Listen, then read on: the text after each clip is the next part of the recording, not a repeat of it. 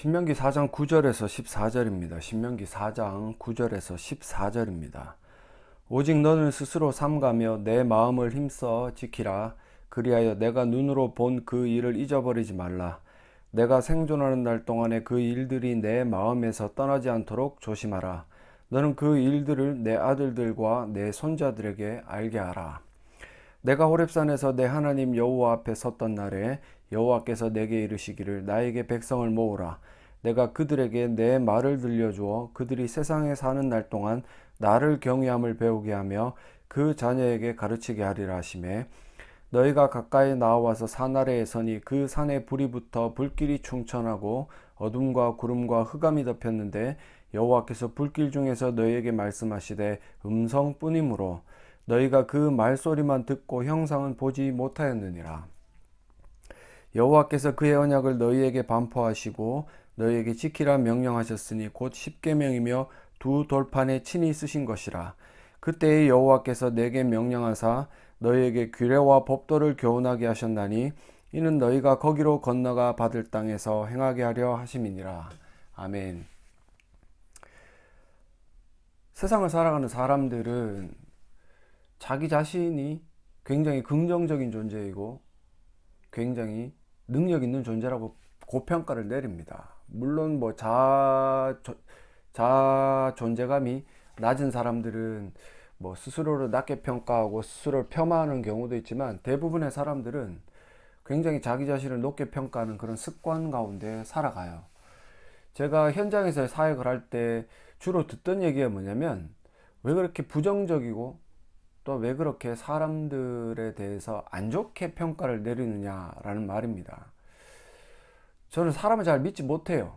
죄송한 말씀이지만 저는 저 자신도 잘 믿지 못하는 경향이 있고, 그리고 뭐 믿음이 있다, 내 믿음은 좋다라고 주장하는 사람들의 믿음 또한 계속해서 의심해보는 그런 어떤 안 좋다면 안 좋은 습관을 가지고 있는 거죠. 왜 그러냐면 성경에서 이야기하는 모든 근원적인 내용들은 하나님의 그 은혜와 하나님의 은혜에 기인하여서 죄를 사하신 그 사랑과, 그리고 그 사랑을 받는 인간에 대한 이야기고, 그 인간이 하나님의 은혜와 사랑을 받기 전에 어떤 존재였는가에 대한 그 평가들은 하나같이 부정적이고 하나같이 안 좋은 것들 뿐입니다. 그래서 우리가 우리 자신에 대해서 무언가 객관적으로 성경이라는 가장 큰 근원에 비추어서 우리 스스로를 평가 내려보지 않는다면 우리는 계속해서 착각 속에 살아가고, 그 착각 가운데 믿음을 가지고 있다라고 생각을 하지만 결국 그것은 믿음이 아니라 자기 자신에 대한 뭐 만용이랄까요? 그런 것들을 가지고 살아가는 모습들로 비춰질 뿐이라는 겁니다. 그래서 제가 여러분들에게 계속해서 뭐 과거에도 그랬고 지금도 그렇고 앞으로 언제까지 할지는 모르겠지만 계속해서 우리의 부족함 드러낼 겁니다. 우리의 부족함이 얼마나 처절하고 잔혹하고 부족한 것인가. 하지만 그 부족함들을 채우신 하나님의 은혜야말로 충만하고, 그 은혜 가운데 우리가 놓여졌을 때 어떠한 존재가 되는가에 대한 약간의 조금은 비교 대조하는 방법으로 많은 말씀들을 증거하려고 해요. 그래서 오늘 시작하는 본문의 말씀 전에 로마서 7장 21절에 사도 바울이 자기 자신에 대한 고백을 한번 말씀을 드리고 말씀을 전하려고 합니다.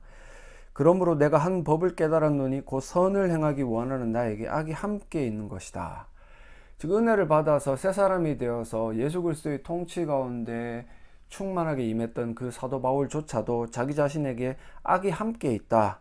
그래서 내 속사람으로는 하나님의 법을 즐거워하되 내 지체 속에서 한 다른 법이 내 마음의 법과 싸워 내 지체 속에 있는 죄의 법으로 나를 사로잡는 것을 본다. 즉 그리스도의 통치가 충만하기는 하지만 그것만으로 끝이 나는 것이 아니라 여전히 내 안에는 이 죄를 부추기는 나의 자아의 어떤 그런 잔재들이 남아있다라는 겁니다. 그래서 사도 바울은 나를 곤고하다, 자기 자신을 곤고한 자다라고 표현을 합니다. 아무것도 아니다라고 표현을 하는 거죠. 그래서 우리가 뭐 자기 부정이다, 자아를 죽인다, 뭐 말은 쉽게 하지만 그것들의 가장 근원은 원천을 잊지 않는 것, 근원을 잊지 않는 것, 나의 나된 것이 무엇 때문인가, 그것을 잊지 않는 것이라는 말씀을 드리고 싶어서 오늘 본문을 들고 나섰는데요. 9절에 보시면 오직 너는 스스로 삼가며 내 마음을 힘써 지키라 라고 이야기를 합니다. 여기서 삼가하다 라는 말과 힘써 지키다 라는 말은 똑같은 말입니다. 똑같은 말을 다르게 표현했고 또 두 번 겹쳐서 이야기한 것은 그만큼 중요하다라는 것을 강조하고 싶어하는 이런 뭐 필자의 의지가 담겨져 있는 거죠. 그죠?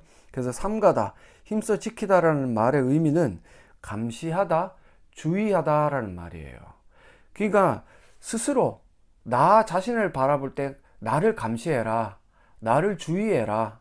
그죠? 네 마음 또한 감시하고 네 마음 또한 주의해라. 왜 그러냐면 나의 마음과 나의 어떤 정체성은 쉽게 변질되고 변덕이 죽을 듯 하듯이 오늘은 이랬다가 내일은 저러는 그런 존재라는 것을 깨닫고 그것을 늘 감시하는 마음으로 바라보라라는 것이죠.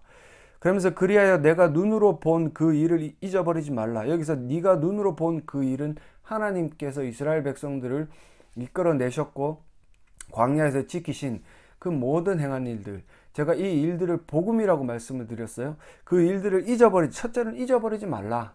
그리고 두 번째는 뭐예요? 네가 생존하는 날 동안에 그 일들이 내 마음에서 떠나지 않도록 조심해라. 그 일들. 그리고 세 번째는 너는 그 일들을 내 아들들과 내 손자들에게 알게 하라. 그 일들이라고 표현을 하고 그 일들이라고 표현하는 그 시점에서는 그 일들을 행한 주체가 누구냐면 여호와 하나님이라는 사실을 드러내는 거죠. 그죠? 그냥 뭐 네가 눈으로 본 일, 그리고 네가 생존하는 날 동안에 그 일이 아니라 네가 생존하는 날 동안에 일들이 내 마음에서 떠나지 않도록, 그리고 너는 일들을 내 아들들과 네 손자들에게 알게 하라라고 이야기를 했으면 그 주체가 굉장히 모호한 일이죠. 모호한 상태지만 분명히 정관사가 붙어 있으면서 그 일들이라고 표현한 것은 여호와 하나님께서 행하셨던 일들, 즉 그들이 배고플 때 먹이셨고 추울 때 따뜻하게 하셨고 위험한 일들이 닥쳐왔을 때 그들을 안전하게 지키셨던 여호와 하나님의 그 일들을 절대로 잊지 말고 후손들에게 알려주라. 결국 이것은 하나님께서 너희가 이제껏 살아왔고 지금 이 시점에 서 있는 그 원천이 결국은 여호와 하나님의 은혜일 뿐이다라는 것을 말씀하시고 그 원천은 절대로 잊어서는 안 된다라는 말씀을 하시는 거죠. 그죠? 마태복음에 보면 17장 17절에 예수께서 대답하여 이르시되 믿음이 없고 패역한 세대여 내가 얼마나 너희와 함께 있으며 얼마나 너희에게 참으리요 그를 이리로 데려오라 하시니라. 즉 병든 아들을 제자들에게 데려갔는데 그 제자들이 그 병든 자신의 아들을 고치지 못하니까 그 아비가 예수께로 와서 자기 아들을 고쳐달라. 제자들에게 가보니까 못 고친다. 근데 그 무능력한 제자들 향해서 예수님이 뭐라고 말씀을 하시냐면 믿음이 없고 패역한 세대라고 통칭하여서 지칭합니다. 여기서 패역하다라는 말은 사람으로서 마땅히 하여야 할 도리 어긋나고 순리를 거슬러 불순하다. 즉 예수님의 제자로 서 있는 그들이 마땅히 해야 되는 능력 행함에 있어서 이걸 못하니까 패역한 세대라고 이야기를 합니다. 더 나아간다면 죄인들인데 그들이 결국은 하나님의 피조물로서 서 있는데 그들이 하나님을 창조주로 여기는 것이 아니라 마치 자기 자신을 창조주, 자기 자신이 자기의 주인인 것처럼 여기기 때문에 패역한 세대라고 이렇게 묘사를 한단 말이에요. 그렇다면 제자들이 왜 그렇게 능력 없이 믿음 없이 그 병든 아들을 고치지 못했습니까? 그들이 그 능력의 원천이 예수 그리스도라는 사실을 망각했기 때문입니다. 되거든요. 막 귀신을 쫓아내고 병을 고치고 한단 말이에요. 근데 이것들이 결국은 자기 자신의 마음을 주의 깊게 세심하게 감시하지 못하고 주의하지 못했기 때문에 그 능력이 마치 자기 자신에게서 비롯된 것인 양 교만하게 결국은 원천인 예수 그리스도의 은혜를 잊어버렸기 때문에 이런 능력을 발휘하지 못했고 그 제자들을 향해서 예수님은 믿음이 없고 패역한 세대라고 말씀을 하셨다는 말이에요. 그래서 우리가 그 원천을 잊지 않기 위해서는 늘 조금만 돌아서면 모든 것들이 내게서 기인한 것처럼 나의 능력인 것처럼 나의 공로인 것처럼 생각하는 나 자신을 감시하고 주의하지 않으면 안 된다라는 것을 하나님께서는 이스라엘 백성들에게 말씀을 하시는 거죠. 역사적으로 우리가 아직 보지는 않지만 뒷부분에 여호수아서나 사사기서만 가더라도 그 은혜의 원천인 하나님을 잊어버리고 자기 하고 싶은 대로 자기 소견에 오른 대로 하는 그런 죄인된 이스라엘 백성들의 모습들을 우리가 보지 않습니까? 그만큼 우리 스스로는 부정한 존재예요. 무능력한 존재예요. 굉장히 약한 존재라는 사실을 늘 잊지 마시고 나 자신을 늘 감시하고 점검하심으로 그 일들, 여호와께서 행하시는 일들이라는 사실을 잊지 않으시기를 간절히 소망합니다. 그것을 잊어버리는 순간 우리는, 제가 늘 말씀을 드리지만, 그 사람은 신자가 아니고 신자인 것처럼 살아가면서 하나님의 영광을 자기의 것처럼 갈취하는 사람이 될 뿐이라는 사실을 우리는 잊어서는 안 된다는 겁니다. 잠언 3장 3절에 보시면 인자와 진리가 내게서 떠나지 말게 하고 그것을 내 목에 매며 내 마음판에 새겨라. 인자와 진리가 내게서 떠나지 말게 하고, 이건 말 그대로 그거예요. 복음의 모든 내용들과 그 복음을 깨달음으로 말미암아 알게 되는 하나님의 그 큰 은혜를 네게서 떠나지 말게 하고 그래서 목에 메고 마음판에 새긴다는 것은 항상 명심해라. 뭐 더 쉽게 말한다면 복음의 말씀을 날마다 상고하여서 잊지 말고, 내가 구원받고 이렇게 하나님의 백성으로 살아가게 된 원인이 결국 모든 것이 하나님의 은혜라는 사실을 늘 상기하라는 그런 의도가 담겨 있는 말씀이죠. 성경에서는 계속해서 그런 말씀들이 반복이 돼요. 은혜가 하나님으로부터 왔고 그 은혜를 잊지 않기 위해서 어떻게 되느냐, 뭐 9절에 나오는 것처럼 그 일들에 대한 기억이죠. 기억과 떠나지 않도록 조심하고 계속해서 세대를 거쳐서 그 일들을 소개하고 전하는 것, 즉 복음을 가르쳐서 하나님의 은혜가 어떤 것이고 하나님 그런 은혜를 베푸신 하나님이 어떤 분인가를 계속 알게 하는 것이 중요한 것인가를 우리들에게 요구를 하고 있는데, 과연 지금 이 시점에서 우리가 우리 스스로에게 한번 질문해 볼 때 내가 복음에 대해서 얼마나 알고 있고 그 복음을 내 자녀들에게 얼마나 정확하게 잘 가르칠 수 있느냐. 나는 평신도니까 이래도 돼. 제가 말씀을 드리지만 목사도 목사라는 직분을 내려놓아 버리면 평신도입니다. 그죠? 장로도 장로라는 직분을 내려버리면 그냥 성도고 신도일 뿐이에요.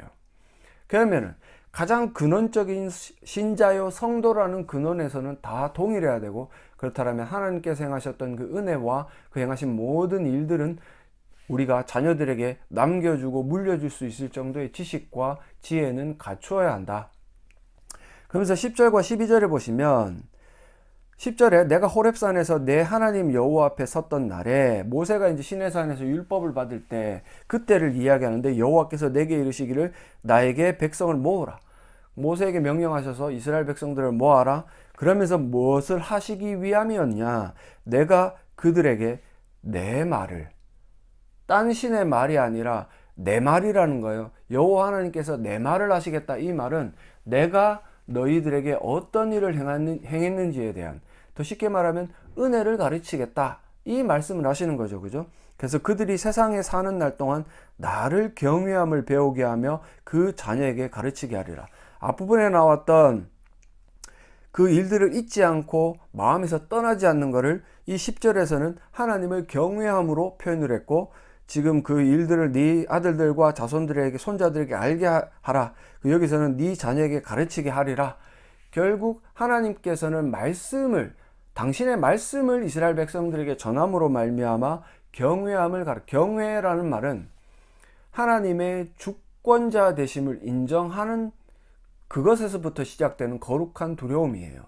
즉 모든 자신의 원천이 하나님임을 고백하는 그 고백에서부터 시작이 되는 거룩한 두려움, 그리고 그 거룩한 두려움으로 말미암아 순종하게 만드는, 그 통치에 순종하게 만드는 그 능력들에 대한 것들을 우리가 경외라고 표현을 하고, 결국 이 경외함이라는 것은 말씀으로만 빚어진다.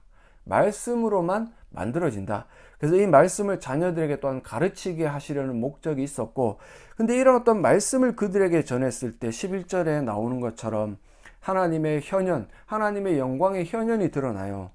그래서 너희가 가까이 나와서 산 아래에 서니 그 산에 불이 붙어 불길이 충천하고 어둠과 구름과 흑암이 덮였다.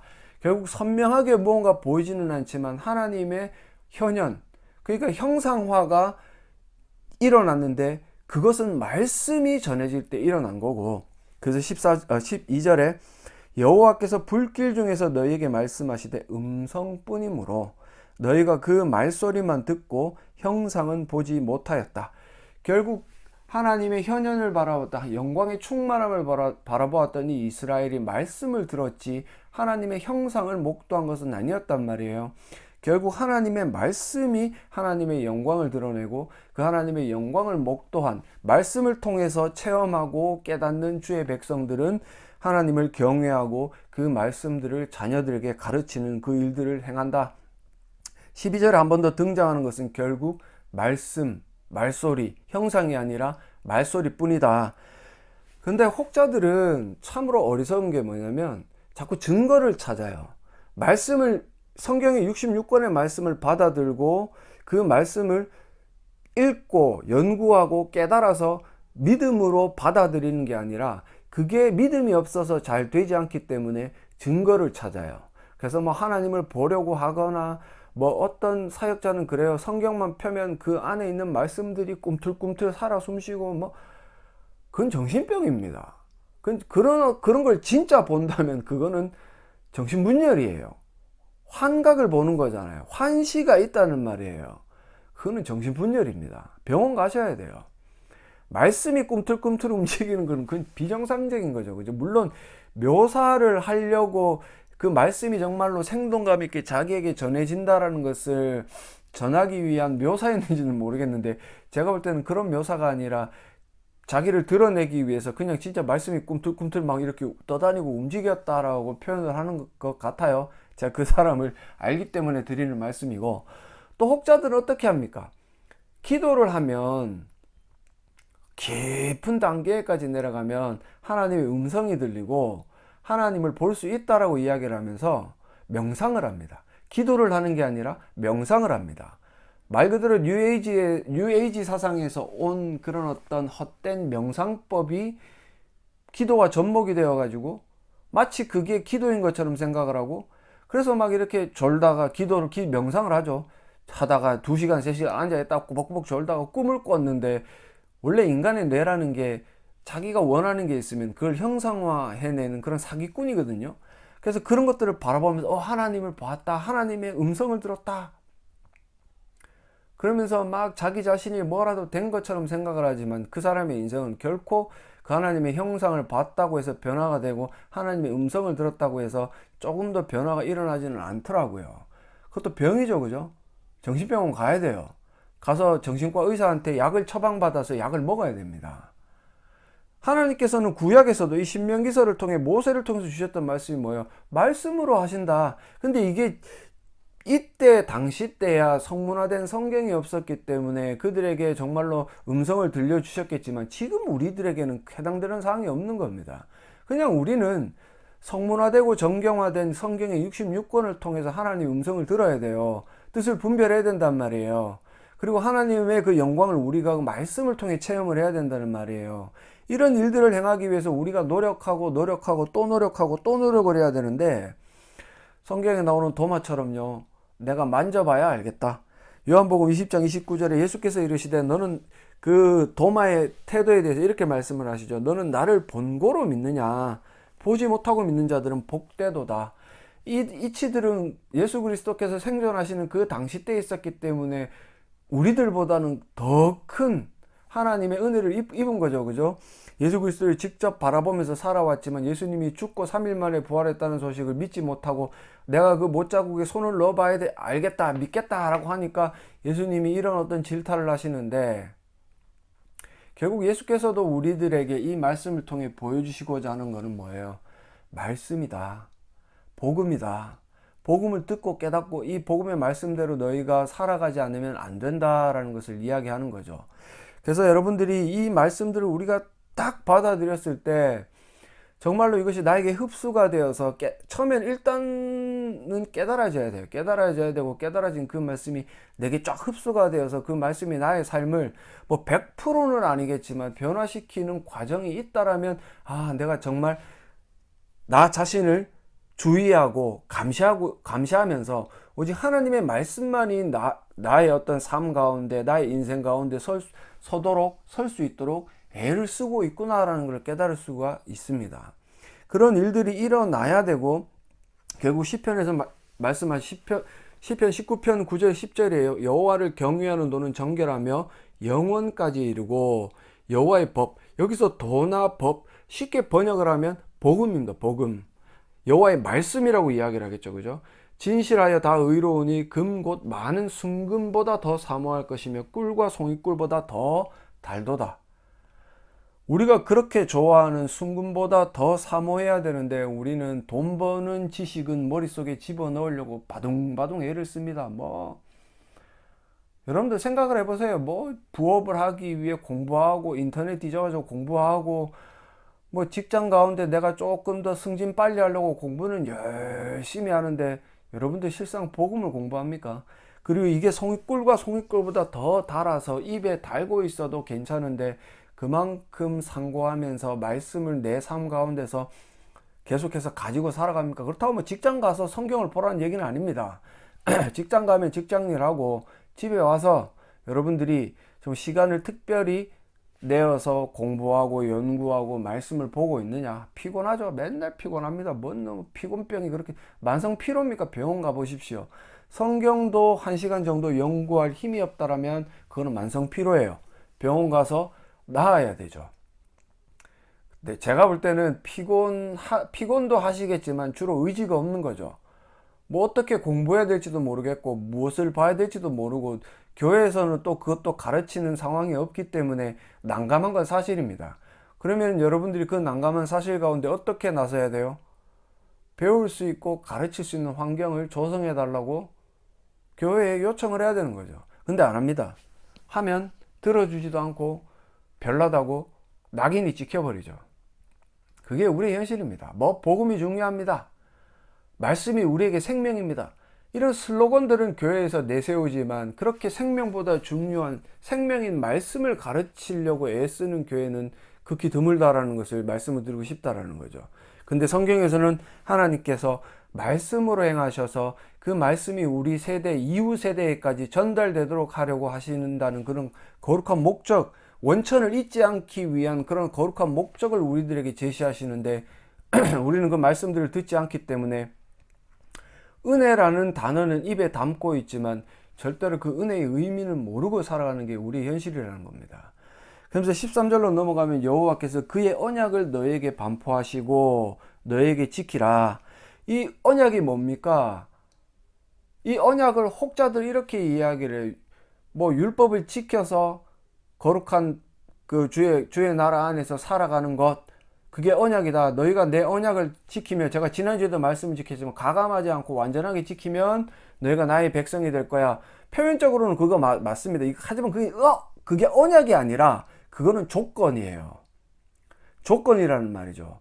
근데 제가 지난주에 말씀드리기를, 하나님 나라 안에 머무는 그 조건은 우리가 절대로 행할 수 없고, 그 조건을 완성시키신 분이 결국은 이 언약의 내용이 되는, 즉 창세기 3장 15절에 여인의 후손으로 오실 예수 그리스도, 그리고 그 예수 그리스도를 통해서 구원받은, 물론 그때는 예수 그리스도가 이 땅에 오시지는 않았지만 오실 메시아에 대한 믿음으로 구원받은 하나님의 백성들을 통해 하나님 나라가 확장이 되고 복의 근원이 되고 모래알보다 많아지는 블라블라블라 하나님 나라의 약속이 주어진 그것이 언약인데, 여호와께서 그의 언약을 반포하셨다, 가르치셨다라는 말이죠. 선포하셨다는 말이에요. 그렇다면 그의 언약입니다. 이것을 우리가 더 쉽게 이야기하면 은혜 언약이에요. 은혜 언약이라는 말은 모든 걸 하나님께서 하셨다는 겁니다. 율법을 주신 분도 하나님이고, 그 율법을 다 못 지켜도 그 율법을 지켜 행하도록 만드신 예수 그리스도를 통해 우리를 구원하신 그분이 하나님이시고, 그 하나님 나라 안에 살아가면서도 율법을 다 지켜 행하지 않지만 우리가 회개를 함으로 말미암아 용서함 받고 다시 한 번 더 새 힘을 얻어서 변화될 수 있게 만드는 분도 하나님이고, 하나님께서 모든 것을 행하신 그의 언약을 우리들에게 알게 하시고, 그리고 뭐라 그래요? 그 언약의 내용이 뭐냐면 곧 십계명이다. 너에게 지키라 명령하셨으니 곧 십계명이며 두 돌판에 친히 쓰셨다. 두 돌판에 친히 쓰셨다는 말은 물론 모세에게 돌판에 새겨가지고 주셨지만 이거를 비유적으로 본다면 오류가 없다는 말이에요. 하나님의 말씀이기 때문에 전혀 오류가 없는 말씀이다. 그러면서 14절에 그때 여호와께서 내게 명령하사 너희에게 규례와 법도를 교훈하게 하셨나니 이는 너희가 거기로 건너가 약속의 땅 안, 즉 하나님 나라, 하나님의 통치를 받는 그 지경 안으로 들어갔을 때 행하게 하려 하심이라. 즉 결국은 이 모세의 두 돌판에 쓰여져 있는 십계명은 하나님 나라, 즉 그때 당시 때 가나안 땅에서 하나님의 통치를 받는 이스라엘 백성들이나 지금 교회로 서 있으면서 그리스도의 통치를 받는 우리들에게 살아갈 수 있도록, 즉 하나님 나라의 백성으로 살아갈 수 있도록 만드는 지침이요 원칙이 이 십계명이다. 근데 이 십계명은 뭐예요? 전혀 오류가 없는 말씀이고, 이 오류가 없는 말씀은 여호와 하나님의 그 은혜 언약을 고스란히 표현하고 있기 때문에 이 은혜 언약의 은혜가 담겨져 있는 그 약속의 말씀을 우리가 똑바로 깨달아서 똑바로 살아갈 필요가 있다. 결국 제가 계속해서 말씀드렸던 것처럼 이 은혜를 베푸신 원천이 하나님이시다. 저 혹자들이 이야기하는 것처럼 너네가 율법을 깨달아서 십계명을 지키면서 살아가면 너희가 구원을 받는 거야. 아니면 너희가 그 십계명을 지킴으로 하나님의 백성이라는 그 테두리 안에서 살 수 있는 거야. 그것만을 주장하면 이 은혜 언약의 절반만 이야기하는 거라고 말씀을 드리고 싶습니다. 다시 한 번 더 정리를 할게요. 죄를 지어서 더 이상 하나님 나라에서 살아갈 수 없고 이제는 죽음이라는 전유물을 가지고 살아가는 인간들에게, 즉 죽을 수밖에 없는 인간들에게 하나님은 살 길을 하나 제시하셨는데 그게 뭐예요? 여인의 후손에서 태어난 자가 모든 율법의 요구를 만족시키고 그래서 죄의 사슬을 끊어내고 난 다음에 그 모든 공로를 하나님께서 은혜를 베푸심으로 믿게 만드셔서 믿음이라는 수단을 통해서 네가 비록 민병선이라는 사람, 네가 비록 율법을 다 지켜 행할 수도 없고 다 지켜 행하지도 못하지만 그것을 예수께서 행하셨던 그 모든 공로를 내 것처럼 인정하셔서 내가 하나님 나라의 백성 되게 하시겠다. 그런 하나님 나라의 백성이 된 사람이 가져야 되는 가장 원초적인 감정이 뭡니까? 감사함이에요. 왜? 나는 아무것도 한 게 없는데 하나님께서 나를 하나님의 백성 삼으셨어요. 그것도 자기의 독생자 예수를 죽이셔서요. 물론 그거는 비단 구약의 백성들 또한 똑같이 받아들이는 은혜의 선물이고 은혜 언약 안에 거하는 모든 자들이 공통적으로 받아 누리는 거죠.